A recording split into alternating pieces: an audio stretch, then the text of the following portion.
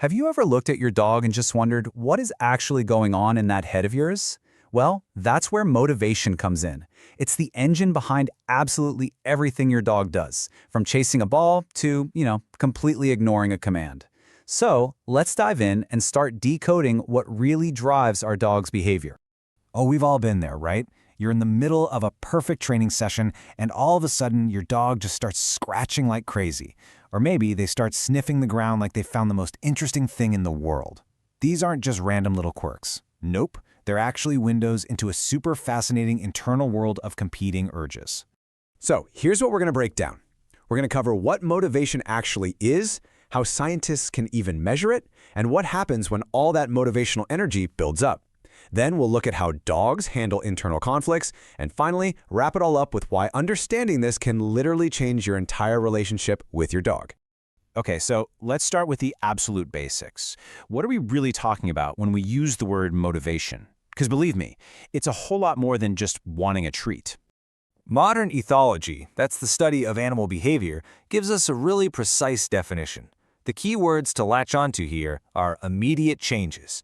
We're talking about the dynamic, in-the-moment forces, a mix of internal needs, like being hungry, and external triggers, like smelling something delicious, that cause a dog to act right now. And this is such a critical distinction to make. Motivation is not the same thing as temperament. A dog might have a generally shy temperament. That's a pretty stable personality trait, right?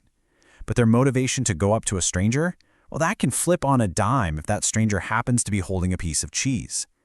Motivation is fluid. It changes all the time.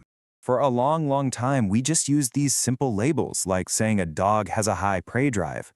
But science eventually realized this was a trap.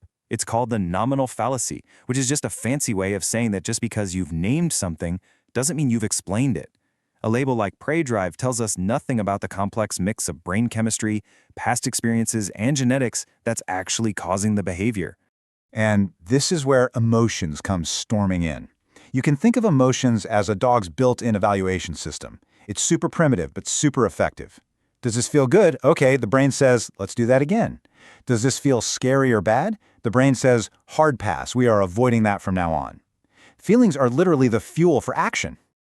All right, so if motivation is this invisible force inside a dog's head, how in the world can we measure it? I mean, it seems so subjective, right?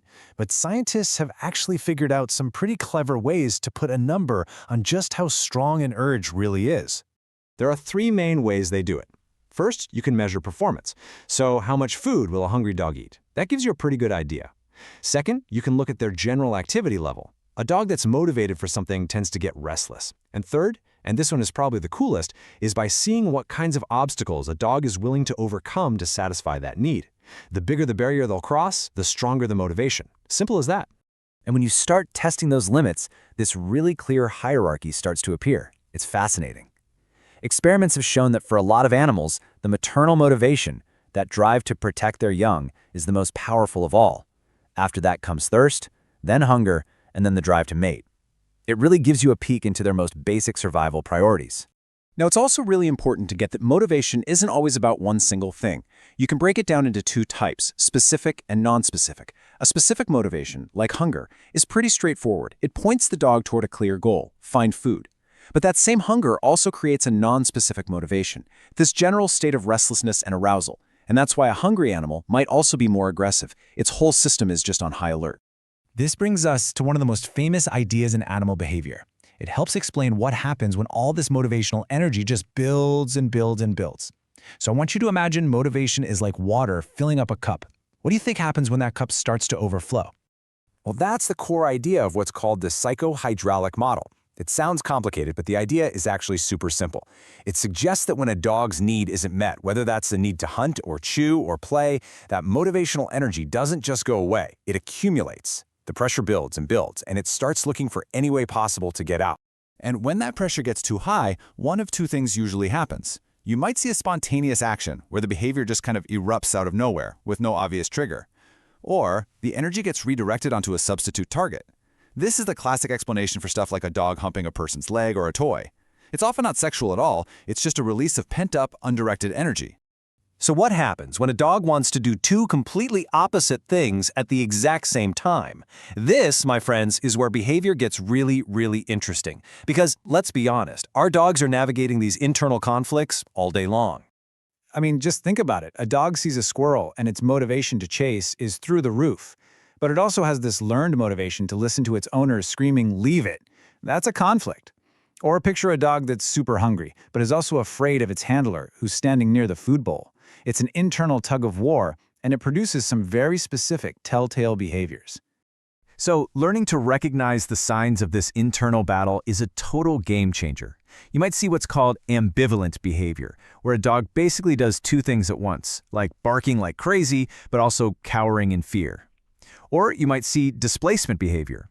This is when the dog's brain seems to short-circuit, and it does something completely unrelated, like suddenly starting to frantically sniff the ground or scratch itself.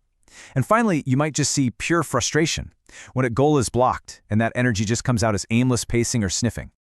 Okay, I know this all might seem a little bit theoretical, but understanding it has massive practical implications.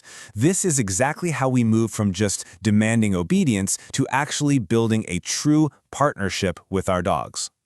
See, a dog's emotional state directly affects its motivation.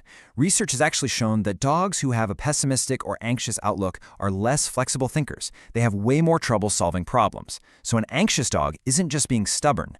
Its brain is basically in alarm mode, which tanks its motivation to try anything new. And this is exactly why modern humane training is so focused on motivation. When we understand what's really driving our dogs, we can provide holistic care for their well-being.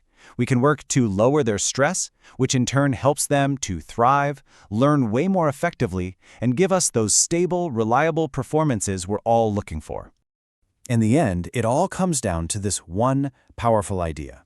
When we stop seeing behavior as just something to command and control, and we start seeing it as the result of a complex, rich inner world, the entire dynamic shifts. We learn to work with our dog's motivations, not just against them.